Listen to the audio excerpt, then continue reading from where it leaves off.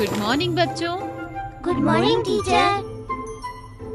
नई कक्षा में आ गए हो, खुश दिख रहे हो। तो चलो पहले देख लेते हैं आपने अब तक क्या क्या सीखा है। आप बताएं, इसको करके दिखाएं।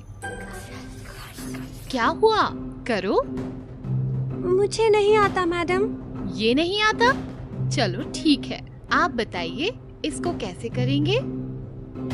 हमें नहीं आता मैडम। कोई बात नहीं। अच्छा ये बताओ।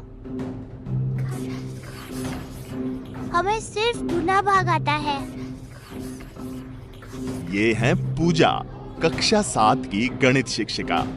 इनकी परेशानी है, इनकी कक्षा के बच्चों के सीखने का स्तर कक्षा अनुसार सीखने के स्तर से काफी कम है।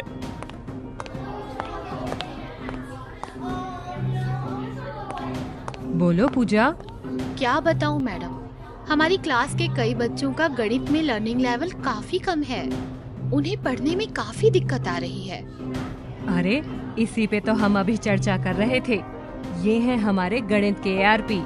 आप बताएं सर। इस समस्या का हल है ध्यान आकर्षण।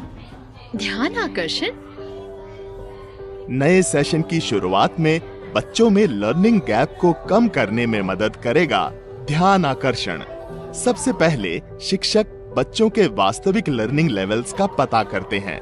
इसके लिए पूजा मैडम पिछली कक्षाओं के मुख्य लर्निंग आउटकम्स की सूची तैयार करती हैं। फिर उनके आधार पर बच्चों का बेसलाइन असेसमेंट करती हैं और उनकी प्रगति को प्रेरणा तालिका में दर्ज करती हैं।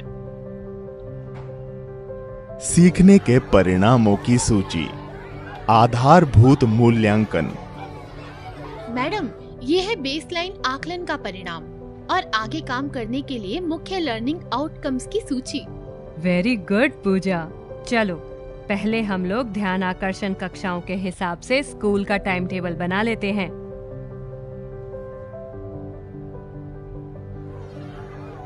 हाँ तो बच्चों, आज हम एक मजेदार गतिविधि करते हैं। ये क्या है? ये तो एक बक्सा है। इसे कहते हैं प्रश्न पेटी और ये हैं ढेर सारे प्रश्न। सीखने सिखाने की चीजों का उपयोग।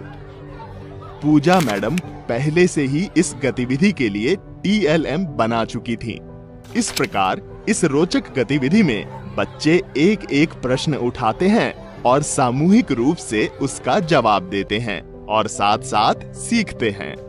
लर्निंग को प्रभावी बनाने की ऐसी ही 18 तकनीकों के बारे में ध्यान आकर्षण मॉड्यूल में विस्तार से बताया गया है।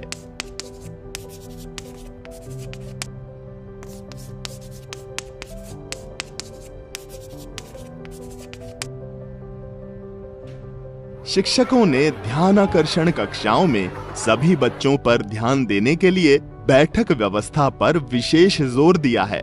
इसके लिए बच्चों को अर्धचंद्र या गोलाकार में बिठाया और प्रत्येक समूह को छोटा रखा। कक्षा प्रबंधन, बैठक व्यवस्था। कुछ महीनों बाद अब पूजा मैडम की क्लास में ध्यान आकर्षण कक्षाओं के लिए चिन्हित सभी लर्निंग आउटकम्स पर काम लगभग पूरा हो चुका है। अब समय है ये जानने का कि बच्चों के लर्निंग लेवल में कितना सुधार आया है।